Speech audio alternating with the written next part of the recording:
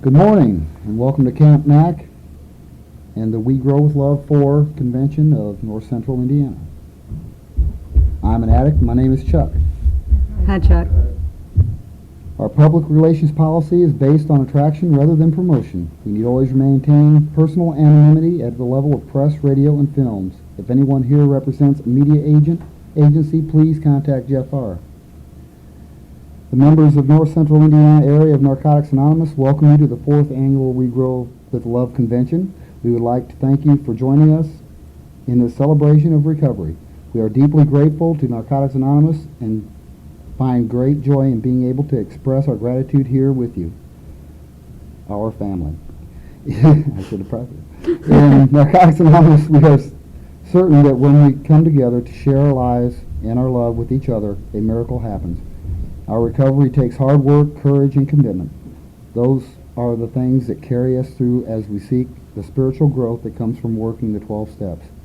Never alone, we do this together and for each other, knowing that we need each other because more than anything else, we grow with love. The preface to the basic text begins, "The full fruit of a labor of love lives in the harvest," and that always comes in its right season. For us, our season has come. Could I please have an addict read just for today? I'm an addict. My name is Skip. Hi, Skip. Hi, Skip. Good and bad feelings, May 25th. A lot happens in one day, both negative and positive. If we don't take time to appreciate both, perhaps we will miss something that will help us grow. IP number 8, just for today. Most of us seem to unconsciously judge what happens in our lives each day as good or bad, success or failure.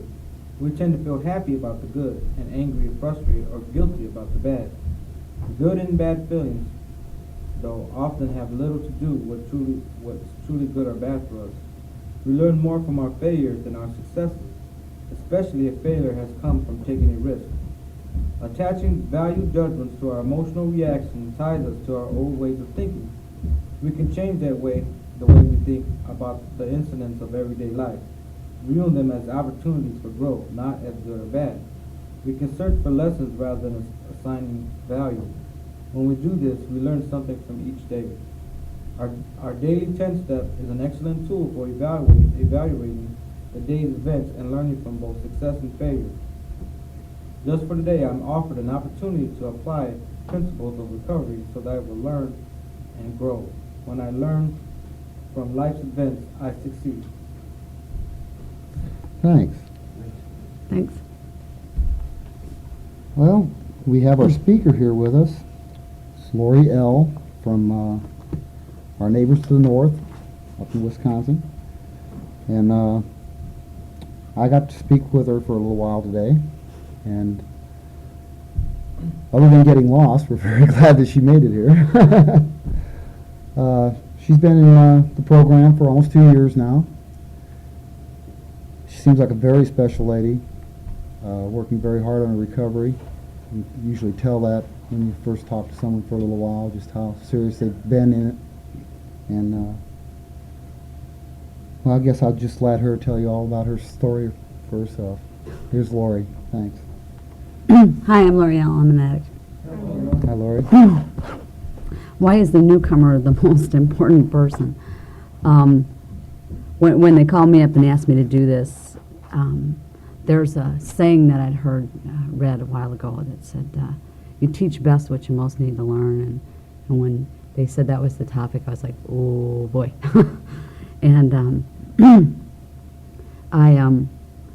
I spent a little time thinking about it, and I wasn't sure where to begin with it, where I was at with it. But I went back to a poem that I'd written, and I wanted to share that with you first.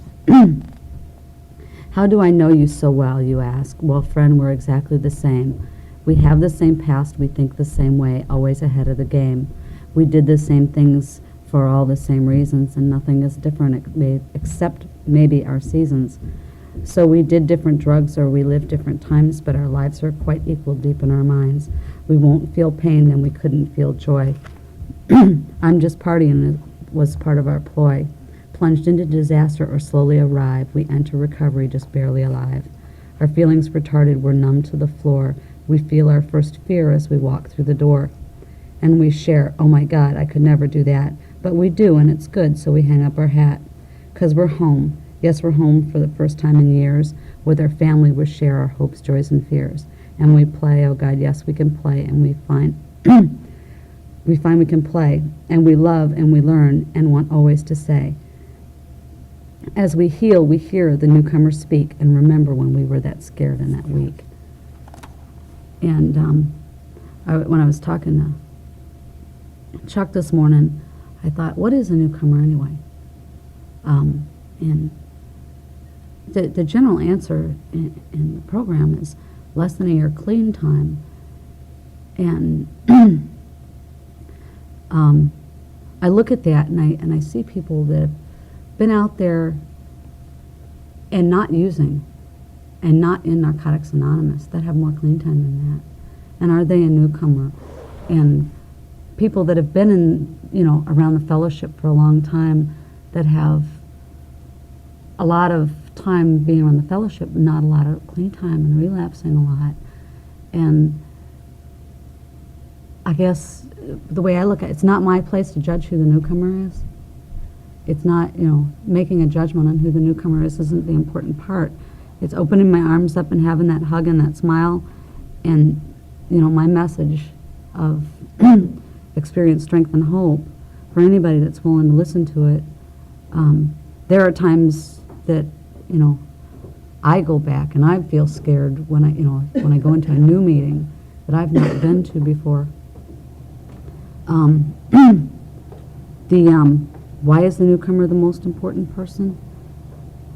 I learn a lot, and I get the opportunity to share, and when I share with the newcomer, I have the opportunity to reflect and look back and see where I was and where I don't want to be.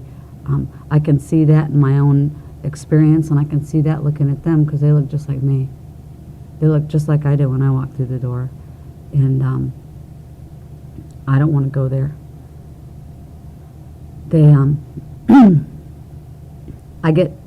I've been guilty of getting scared when a newcomer comes in and being afraid to approach them, and a lot of that has to do with being afraid to go back there, being afraid to remember where I came from, because that's scary stuff.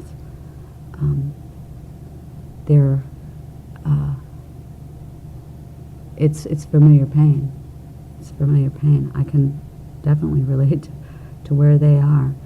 And I watch when we do the clean time recognition, and at a year you get up and talk, and it's a big deal. But that first white one's really a big deal because it takes so much to get through the door the first time. It takes so much surrender and so much willingness.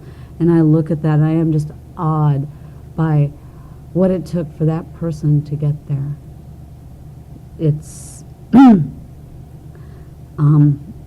it's a scary experience to walk into a meeting the first time.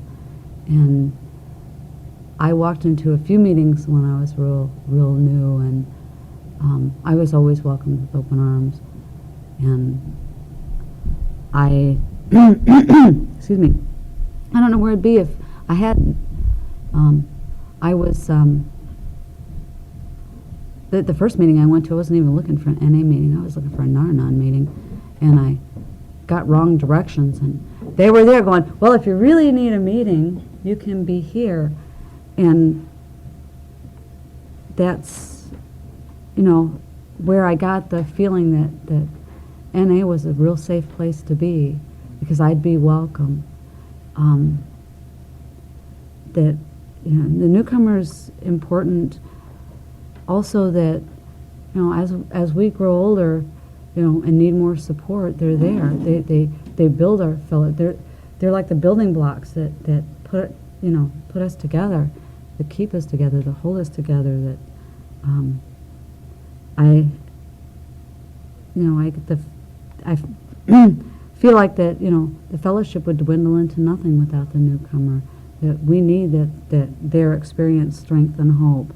We need to know that, you know, that you can struggle and you can make it, and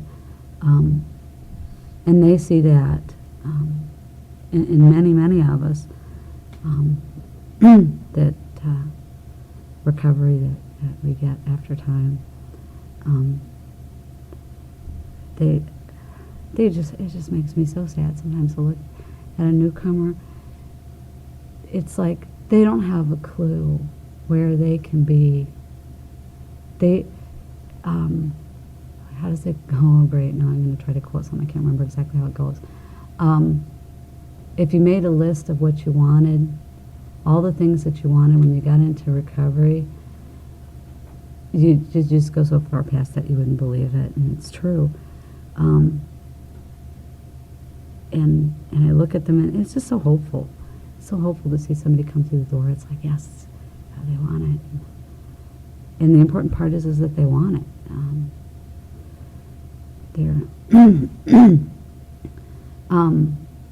Newcomers give me the opportunity to feel my limitations. I can carry a message of experience, strength, and hope. I can't make them get it. I can't make them hear it. I wish I could, because I'm real codependent, and I would just like to hand it to everybody on a silver platter as they walk through the door. And that's not always, you know, it's never possible. Well, actually, I could hand it to them, but that doesn't mean they have to take it. And, I tried once, and I had to throw them back in my face. It's like, oops. And it takes, you know, it's my experience that takes me where I am now, and how I need to live this program. When I get too much, you know, if I try to take care of somebody too much, somebody will say, hey, you, and it'll blow up in my face, and it hurts when it happens.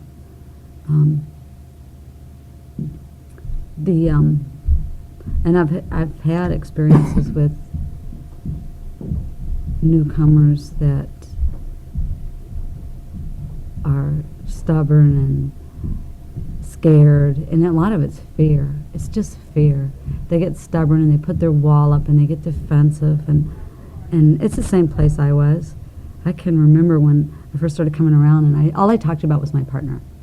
I didn't talk about anybody but my partner for the first 3 months I was in recovery. And these people would clean down, would come up to me, and it's like, when are you going to talk about yourself? And I'm like, well, I am talking about myself. He's part of my life. It's like, when are you going to talk about yourself? It's like, no, I am talking about myself. He's part of my life. And now that I look back, I don't know when I made the shift, but I look back, it's like, oh my God, I was such an idiot.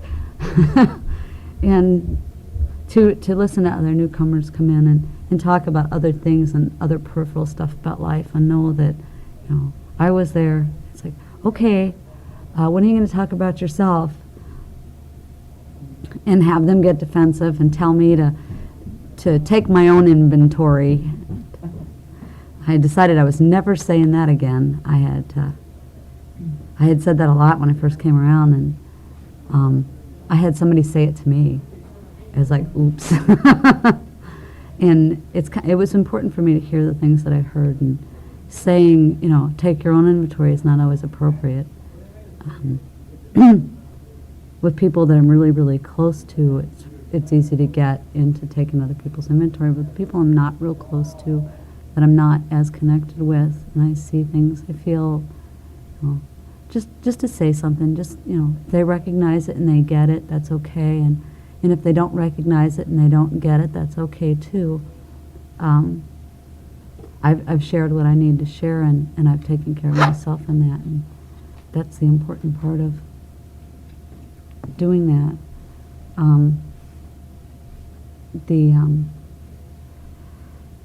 I have mixed feelings about newcomers and a lot of service work. I watch newcomers come in and do service work, and it's like they've switched addictions. And then I've watched the ones that empty the ashtrays and fold the chairs and wipe off the tables, and that's good enough for a while. And that's, you know, That's what I did when I first came around. I knew that I was at great risk of taking on something else to take up that place where my addiction was. And so I made a commitment that for the first year I wasn't going to do anything but empty ashtrays and fold chairs and wipe off tables and clean up after meetings and give people rides and not commit to do anything. And I knew when it was time for me to do that after a year that it would just be there. Whatever was supposed to happen would happen, and it did. It's real important for me to let the newcomer know that that I trust in my higher power, and things happen the way that they're supposed to, however they're supposed to. And it reminds me that that's how I feel. That's how I want to live, and it keeps me in touch with not going back there, not going back into trying to control my life again, trying to control the way things are, and that helps me a lot. To remember that it's my higher power running my life. It's not me, because I'll screw it up. I'm famous for screwing up my life. Anytime my life is getting screwed up, I know I'm in there somewhere. I was getting real. No, we're not going to buy a map on the way out here, and we got lost. So I just took a breath. Okay, higher power, we need to get to this place, and it's okay, and we'll take the scenic route since I screwed up. And we came straight here after that. And I didn't need the map. I just needed to let go of being in control of it. That was the important part of it. And I'm definitely an addict.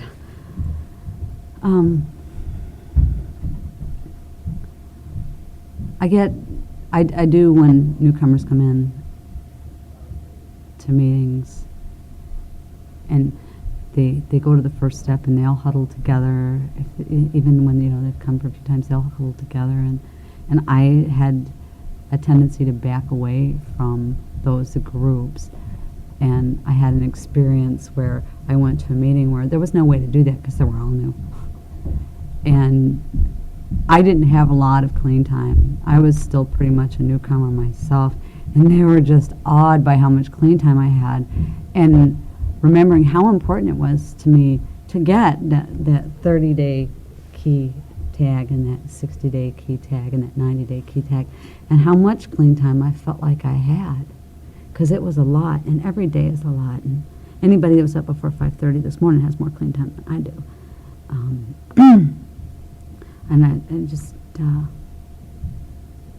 It's real. Spent a lot of time at the beginning learning how to live just for today, and that's a real important one. When I'm talking to newcomers, it's just for today. It's the only day you have to worry about. You don't have to worry about tomorrow.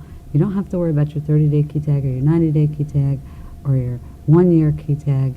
They're cool and they come in a recognition for accumulating a number of days, but you can't do it if you don't stay clean today. You can't get there if you don't stay clean today. It's important for newcomers to see me actually working the steps and knowing that I work the steps, and I spend a lot of times in meetings sharing how I work the steps, and each one and what my experience is with that. I've been to meetings where there are times when it's appropriate to talk about the day-to-day stuff, because that's a place to, sometimes it's a place to just dump. It gets overwhelming carrying all that stuff around all the time. And I spend some time balancing that with, recognizing where I am working my steps and expressing that to the other people that are in my group.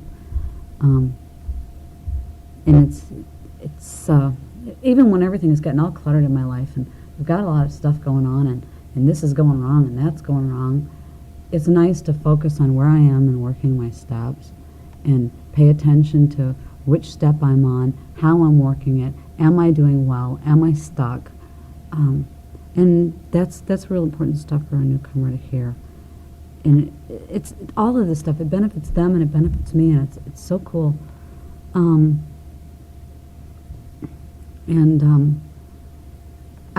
can remember from back when I was working my third and fourth step, listening to other people and getting their input about how they worked their steps and how they got through that part of it for them, and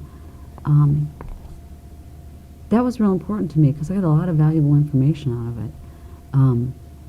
I was rationalizing the shit out of my fourth step. I had it all. I mean, I had it so anal it was ridiculous. I had these lists and columns and everything was labeled, and I had this notebook with all this fancy, and I chucked the notebook, I got out one of those little steno pads, and I started writing, because it says the only way to write the fourth step is just to write it. And I didn't organize it, and I didn't spend any time fiddling with it. I just wrote it. And I heard people say, oh, it took me a month to write my fourth step. And I was like, ew, that doesn't sound like fun. I don't want to do that. And it took me a month to write my fourth step, and it wasn't bad. I just, I'd write in it for a while, and I'd put it away, and I'd write in it some more, and I'd put it away. And then I'd hear people talk about the fifth step. It's like, oh, it took me 6 hours or 7 hours to do my fifth step, or it took me 5 hours. And I'm like, ew, I don't want to do that. And it took me about 5 hours to do my fifth step, and it wasn't so bad. But it was over coffee, and there were people coming in and out, and it was, do I want to share this part with these 4 other people over here? And, well, and kind of, it was real casual, and it was real easy going, and it wasn't an intense experience that I had. When people said 5 hours, I thought of intensely going through your life history, and feeling, these horrible feelings every second I was doing it. And that's not the way that it worked out. It worked out that I was having a conversation with my sponsor, and I shared some things that were very uncomfortable. But for the most part, it was a nice afternoon. It was a really nice afternoon, and I got a lot of stuff I'd been hanging on to for a long time moved out of the way. And then we went through this ritual to burn my fourth step, and we get to the 6th and 7th and 8th, 9th step, and I thought, boy, I wish I still had those notes. And then my experience with my 9th step and my 8th and 9th step, and I'd put my list together of the amends I needed to make, and all of a sudden all these strange people started coming out of the woodwork that I owed amends to, big time, but they weren't on the list. And I was amazed, because I probably made amends to 4 people before that weren't on the list, that were big amends, that it was like, how on earth did I ever miss that? And when I shared about that, I got back, oh, we did the same thing, oh, that happened to me. And so it's just really, really important for me to share my experience with, what I'm going through in meetings with my steps, because the newcomer needs to hear that they're not different, they're not unique, they're not going through stuff that's any different than what I'm going through. That, my experience as a newcomer was trying to make myself different from the other people in the fellowship. I either wasn't bad enough or wasn't good enough.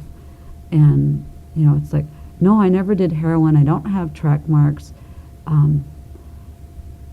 so maybe I wasn't bad enough. But I was in the back of the ambulance praying to God I wouldn't die, because I'd taken a whole load of pills because I was so miserable.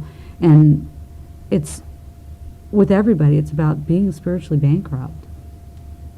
And how you got there isn't the important part. It's that you were there. And it's the same. And I'm not unique in that.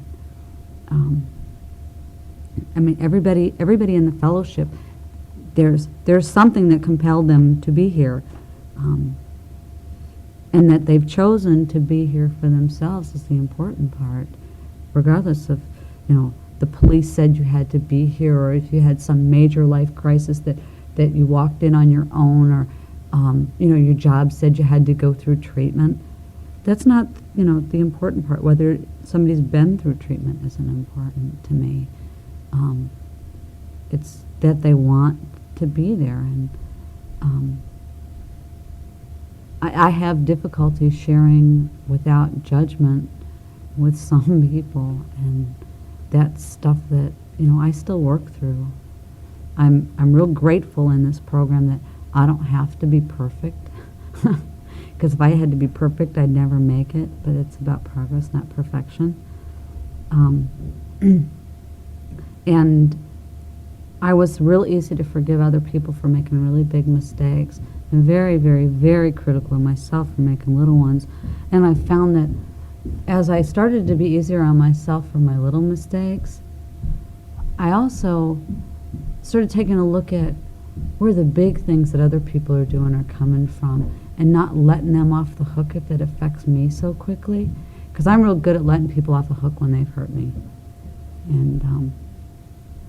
And I don't do that as quickly anymore.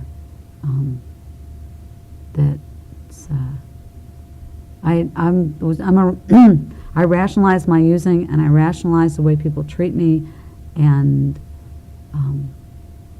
that's one of my big character defects. And I've even rationalized where Newcomer's coming from, and that's and other people that are in the fellowship that relapse frequently. I'll rationalize that for them too, and fix it and make it right. And it's important for me to pay attention to those things, because that's not good for them and it's not good for me. And they're in a place in their heart where they're really scared. Things are really different. Life's not working. And I've been there, and I know exactly what it feels like, and it's scary, and you're up in the air, and you're doing this new thing, and you don't know where you're going to land. And it's a while before I knew where I was going to be. It was a while before I had any serenity. It was a while before I had any friends. I mean, I was in a place where I had no using friends left, because I had decided that was not a good plan. And I hadn't made any friends in recovery. So I was nowhere. And I'd go to meetings, and I was comfortable there. There were people there with a hug, and, keep coming back, and were willing to listen and share and have a conversation with me after the meeting. I was too afraid to call them once we left the meeting, but I knew I could go to the meeting and see them. And I knew they would be there, and I knew they would talk to me. And that's real important for a newcomer, because when we're scared to get out and meet new people, and afraid, that there's some place that they can come that's safe, that they can interact with people that are recovering. And if I don't interact with newcomers at the meeting, they're not going to call me. They're not going to ask for help. If I don't speak with them, if we all just decided we weren't going to speak to the newcomer anymore, they wouldn't call, they wouldn't come back, we'd all be miserable. I'd be beating myself with a club for being mean to this one or mean to that one, because I like to beat myself up for stuff like that. And haven't recovered that much yet. But I have the air up here is different. I'm having trouble with my throat. It's like clean, and fresh and warm. It's just it's a really beautiful feeling to see newcomers when they get parts of the steps that you struggled with and had trouble getting, and it's like, all right, they made it, and I rejoice in it. I rejoice in it when I see a newcomer get part of the message and part of what's going on. It's a real special experience to be able to look and see somebody else get what you've gotten, and to see them grow, and see them experience joy and pain, and have feelings. When I first came around, I was scared of my feelings, and I did everything I could not to feel them, and went through experience at the beginning of the year that was very emotionally difficult for me. And there was a lot of anger, there was a lot of fear, there was a lot of sadness. Well, my partner had relapsed and was in the hospital, and he's not coming out. And I went through those feelings, and I went through a couple of days where I didn't feel anything, and I was scared. I was really scared because it wasn't a feeling and it wasn't okay anymore. And to see that I've even grown to the point where unless I'm feeling a feeling, I'm not okay. I got to be happy or scared or sad or angry, or I'm not okay. And to find that I don't have to sit in them for a long time to be there. If I feel angry, and I move on. And do what I need to do to take care of myself, and I don't have to wallow in it. And newcomers I guess we all are in a place where our past affects how we feel our feelings, and it takes time to learn how to do that, and it takes a safe place to be able to do that. And we create a safe place, and as we do that, we create people that are safe to be and feel our feelings with. And that's really cool.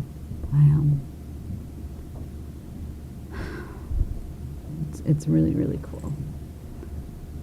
I I still I still look back at when I was new and my first sponsor. I never called her. I decided to get another sponsor. And even I was talking about expressing how I feel about working the steps with newcomers, expressing how I feel about my sponsor, how I felt about my sponsor, going through this first sponsor change, because the other sponsor, she wasn't bad, just wasn't for me. She's great with other people, but she wasn't what I needed at the time. She was, toe the rope and do everything according to the letter of the law, and be, do everything you need to do, and a really firm person. And I needed somebody who was a little bit gentler at the time. I needed somebody who was a little bit more flexible, somebody a little bit more, I don't know what the word is. I don't want to say compassionate, because my first sponsor wasn't not compassionate. But she was just more open and more flexible and gentler about things. And that's where I needed to be at first. And different people have different needs, and different people can provide for that. And expressing to a newcomer about that type of information is real important, because what if they get a sponsor and they don't like them, and this is a crock, I'm not doing this anymore. And they need to know that it's okay to say, okay, I'm not real comfortable with this sponsor, I need to do something different. In all of doing all of these things that we do, we find that we look in ourselves and see. I look in myself and I see what's going on with me. It's like, this is what's going on with me. This is where I've been. This is where I've gotten to. And I get to look at myself continuously when I'm dealing with new people. And they have the opportunity to gain some experience from that without actually having to live it, which is always cool. That's one of the things I found that I can do in this program is that I can gain experience from other people without having to go through it. If I'm willing to listen, I don't have to live the mistakes that they've lived. And that's really cool, because there's some mistakes I've seen people make that I don't want to live. I don't want to do it. And it's like, oops, don't want to go there. And it's really, really cool. Let's see. I go back to why is the newcomer the most important person? There's a lot of reasons. There are a lot of reasons. And our fellowship is based on the whole thing. It's so intertwined. I mean, it's just like this mesh that we depend on the newcomer, and the newcomer depends on us. And it's if we didn't have the newcomer, or the newcomer didn't have us, we wouldn't exist. We wouldn't be here. We'd be I don't know, my vision of where I'd be is I'd be sitting around coffee clutching with the gals at the table, hanging out. Okay, I've done my 12-step, we're done. So that's, and the 12 steps, says that we tried to carry this message to addicts and practice these principles in all our affairs. I look at practicing these principles in all our affairs as carrying this message to other addicts. So that's those are real dependent on each other. I can't tell you that, I'm recovering and I'm doing everything, and then deliberately go out and break the rules, or deliberately go out and steal, or deliberately, manipulate things, and not live spiritual life. I have to be congruent. And not that I never manipulate things, and I never get into rationalization or, try to, I borrow pens from work. It's probably not real spiritual, but I take them back. Every Friday, I dump my purse out and put all the pens from work back in the cup, because I want to practice these principles in all my affairs. And I know that I pick up the pens from work and I stick them in my pockets, in my purse, and I get home with them. And it's important for me to practice these principles in all my affairs. And I listen to, in our area, it tends to be that some of us are very, very close, and we get into discussing where we are, who is at what meeting and who is at another meeting, and we know that the other ones don't mind because it's been expressed. And I was riding with another person, and we had a newcomer in his truck with us, and he was talking about who he'd seen at another meeting. I'm like, no, we can't do that. And he got all flustered and freaked out about it, and it's like, but this person said he didn't mind. I said, yeah, but that person doesn't know he said it. And he's like, oh, okay. And, it's real important how we look. Sometimes it is. It's real important how we look. When, we know it's okay for us to, talk about somebody because they've said so. It's real important to let the person that we're talking to know that they've said so, if that's the case, or not to say anything. So, and for me, it's real important, how we present ourselves to the general public, and because there's that newcomer out there that hasn't come through the door yet, and I don't want him to base his impression on my fellowship by what he's seeing outside. I wear recovery T-shirts a lot, and I don't want to be seen wearing a recovery T-shirt doing something that's really unspiritual. I don't want to be caught shoplifting or smoking where I'm not supposed to be smoking, or doing it, yelling and screaming and throwing a temper tantrum someplace in a recovery T-shirt. And the yelling and screaming, I've learned since I've been here how to go for the win-win, not to throw the temper tantrum, not to get all out of sorts. One of my latest experiences was with a phone bill. I had accepted a collect call from somebody, and it wasn't a very long phone call, and the phone call would have normally been about 10 or 15 bucks. And it was from some off-the-wall company, and when the phone bill got there, the phone call was $95. Normally, I would have just gotten on the phone and gone off. And I got on the phone with this company, and I called them up, and I said, I have a problem with this. Instead of going, ah, I said, I have a problem with this. You have just charged me over almost 5 times what this call would normally cost me with another company, and I didn't have any way to verify how much it was before I accepted it, and I feel like I've been tricked into this. And I had a very reasonable conversation with this gentleman, and his last question is, what do you want me to do about this? I said, what I want you to do is adjust my bill. He did. Phone call cost me $8. And I found that by being reasonable, I still get what I want. I don't have to be unreasonable to accomplish my goals. And when newcomers see this, then they learn from that it's not necessary to be unreasonable.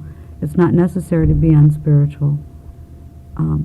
I don't need to sneak around. Once in a while I have to follow rules I don't like, but that's how life is. It's life on life's terms. And life on life's terms is hitting Chicago traffic right at 5 o'clock when you were planning on being there at 3. It's and just driving through it. Just driving through it, not worrying about it. Oh, well, we're going slow and okay. In newcomers, I know I was waiting for that pot of gold, that serenity, and where is it? And, am I ever going to get there? And how many of these steps do I have to work before I get there? And I watched people, though. I watched other people, and I saw them go through the same stuff that I was pulling my hair out over. And they were great. They were great. It's like, how can you go through that and still be so calm? I don't get it. And then I did. It's like, oh, I got it. I see that now. And there's still some things that get me upset, but it takes a lot more now. The little day-to-day things that used to pull my hair out. Well, I still have 2 little day-to-day things that pull my hair out, and my kids. There. And that's life on life's terms stuff that, and I'm a lot better about. I'm a lot better about. I still have difficulty with that. And newcomers watch me and my kids, and they have kids that come in that are rambunctious and rowdy and don't behave themselves. And it's important for them to know that, they, in our area, if you need a meeting, bring your kids. If you need a meeting, bring your kids. Some people don't like it, but when I need a meeting and I don't have a sitter for my kids, I bring my kids. Because the most important person is me right now, and my kids will behave well enough for everybody else to have a meeting. And I don't skip meetings because I don't have a sitter for my kids. I did in the beginning, and it was a mistake for me.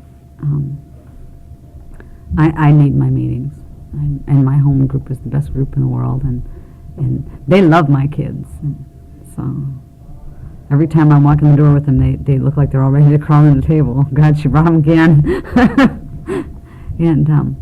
But they're great. I mean, they accept my kids, and my kids usually have somebody to play with as soon as the first group breaks up, so that if I wait and don't speak till last, I can speak without my kids sitting right on my arm. My home group takes good care of me, and when newcomers come in, having a home group is real important. Talking to your sponsor is real important. Going to your meetings is real important. Working the steps is real important. Eating cheese and drinking milk is real important.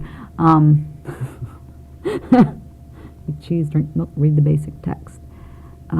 Reading the basic text is real important.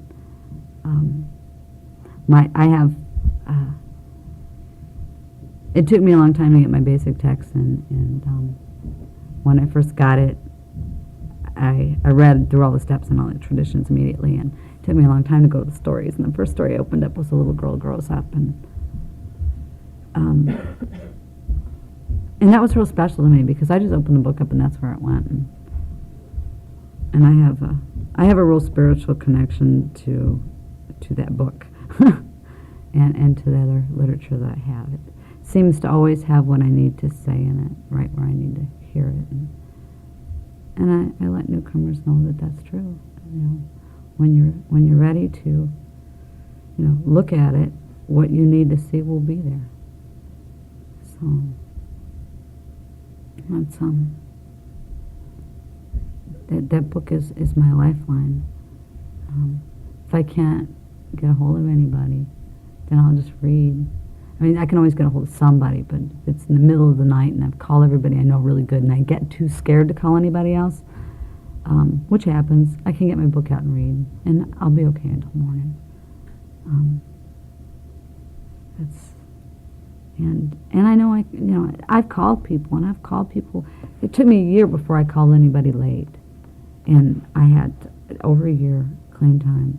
And I had a major life crisis that had me thinking about using. And at 3 o'clock in the morning, I'm calling somebody up.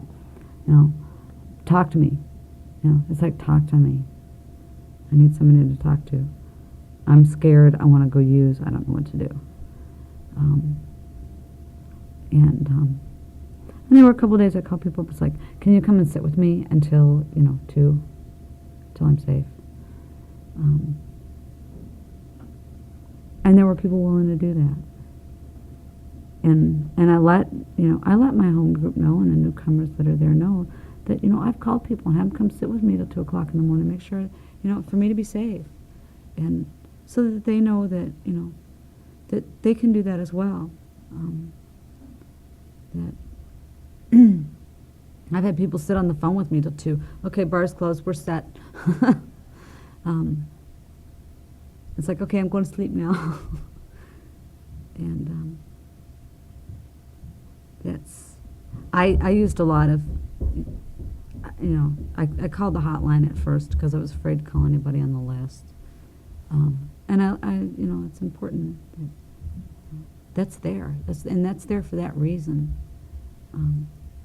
If you can't get a hold of somebody on the list, or you're afraid to call somebody on the list, on a phone list, if you don't have a phone list, they're there and they're listening, and they hear what you have to say. They're also human, and that helps a lot, because it took me a while to realize, being in this program, that even though we're all addicts, first we're all human, because if we weren't human, we couldn't be addicts. And not to expect for that person that's got 6 years, 7 years clean time to be perfect, and for it to be okay if they're not, and that we go through different things at different times, and we're in different places at different times, and it's okay to need to go back and work the first step or the fourth step. That it's progress, not perfection. That's what I like about this program. It's progress, not perfection, because I'm never making perfection. I have a lot of fun with the activities that we do. And, nobody invited me. I didn't go to anything because nobody invited me. I had a year clean time before I did my first function because nobody asked me to go. I was sitting there like the little wallflower waiting for somebody to ask me to come along, and nobody asked me to go, and so I didn't go. And I decided finally that I was going to something, if anybody asked me or not. And I went to this camp out and didn't even realize when I was going. I'm driving up there on a Friday, and it's like, I have year clean time today. And it was great. It was great. I had the best time. And since then, I've done a lot of stuff. But I was hanging back waiting for somebody to invite me or suggest that I might, be welcome to come. And I wasn't sure how it all worked. I was a little scared.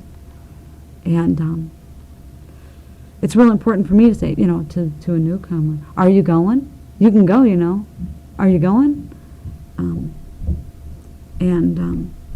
I got freaked out about hotel costs, and as my mind rationalized it to pieces. Oh, it's going to cost for the hotel, it's going to cost for the registration, it's going to cost for food, and it's going to cost for that. I didn't realize that I could get 4 people together and split the hotel, and I pay for the registration, we bring in the groceries, and it's not that bad. I'm thinking we're going to have to go out for meals 3 times a day, and it just really, I rationalized it to the point that I was overwhelmed. And that you don't have to buy the banquet. A lot of these functions, and I'm thinking, the banquet. And it's not necessary to do that. And when I went to the convention in my hometown, it cost me for the registration. That was it. and it wasn't very much money. So, and my kids can come, which is always cool. Almost everything that I do, that I've done, my kids could go. I did one thing where they requested that no children come, and the type of event that it was, not appropriate for kids. So that was okay.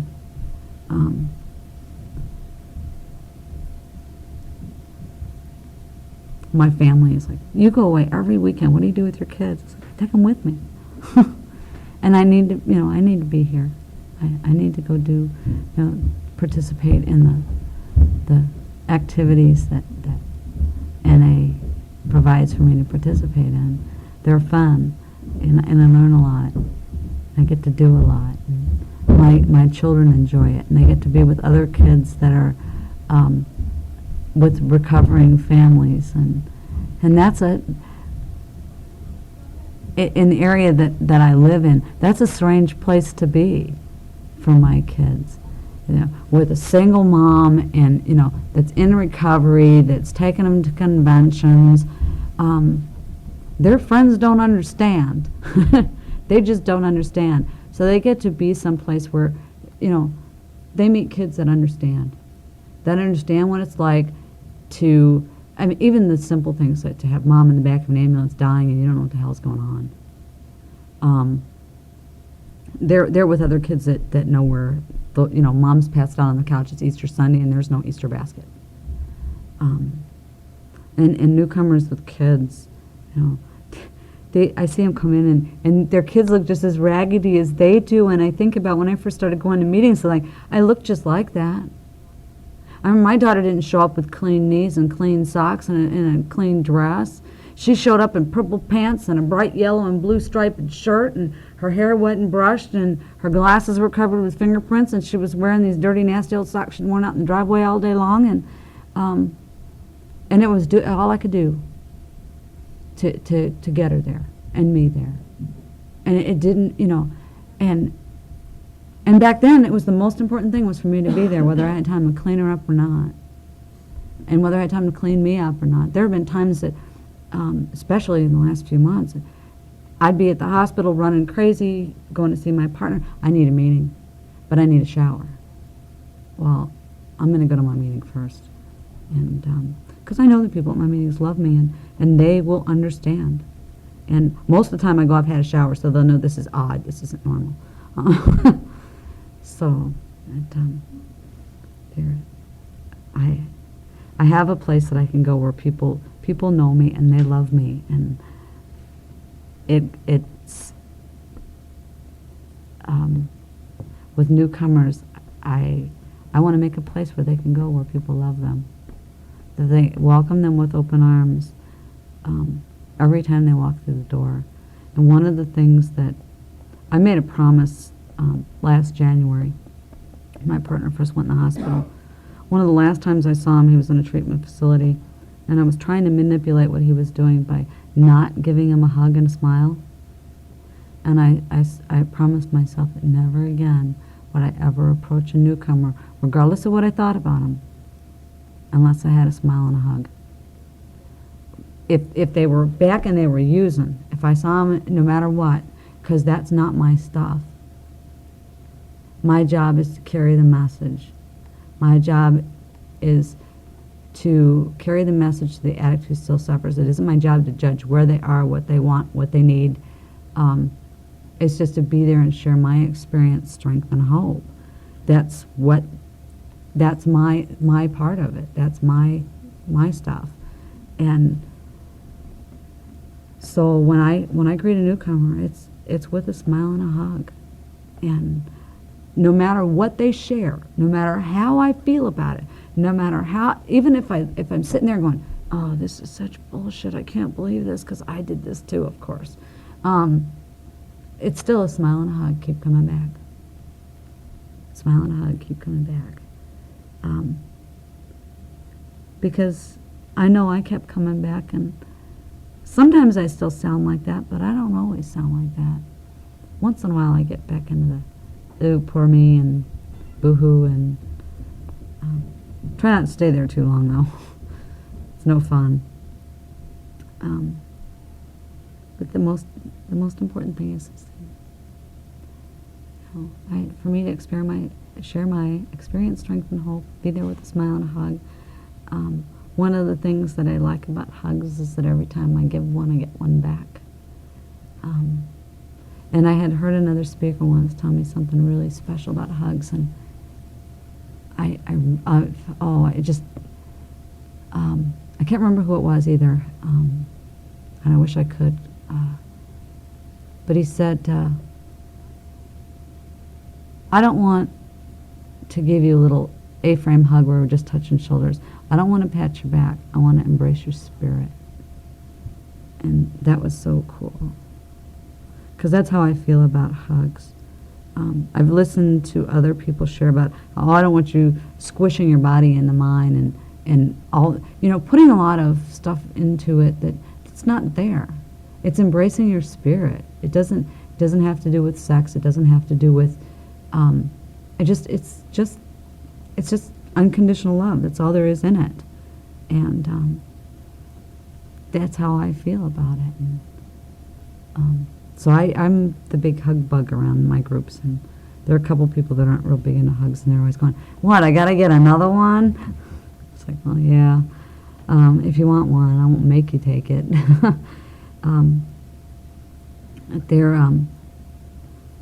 I come for, I work my program, and I come for the hugs. When I first come in the door, I want my hugs. And if I get at my meeting late, I feel odd because I don't get the hugs. It takes me a little bit to settle in.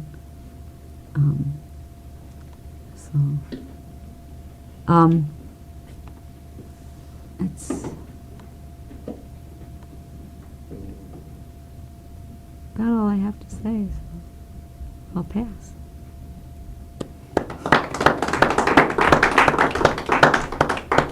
Thanks, Lori. Would anyone else like to share? Before I open it up to sharing, I need to remind everyone that it's being taped, and if you don't want to be taped, please let me know and we can shut it off. Anyone?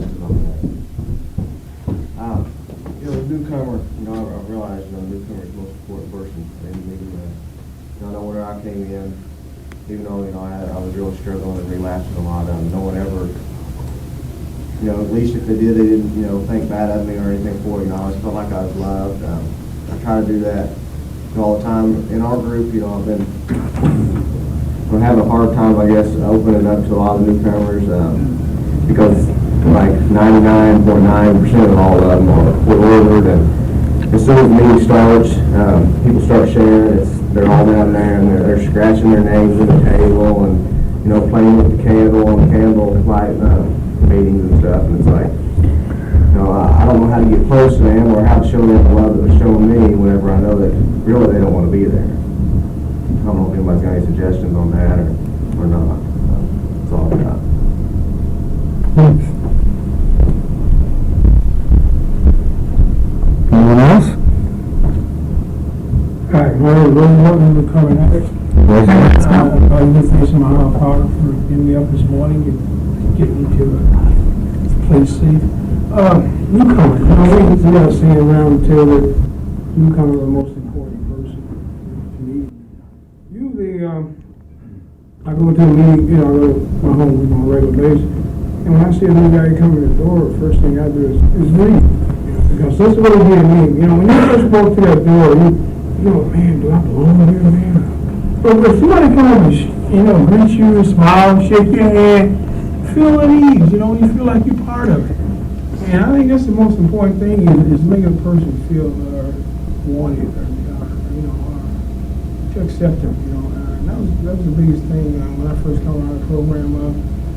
I went to a meeting once, and it was like my counselor told me that I could go to either meeting, AA or NA. So I went to an AA meeting, and the guy asked me what was I. I told him I was a person that used, I was a addicted person. And he asked me, was alcohol Pacific? I said, no. I said, I use both. He asked me to leave.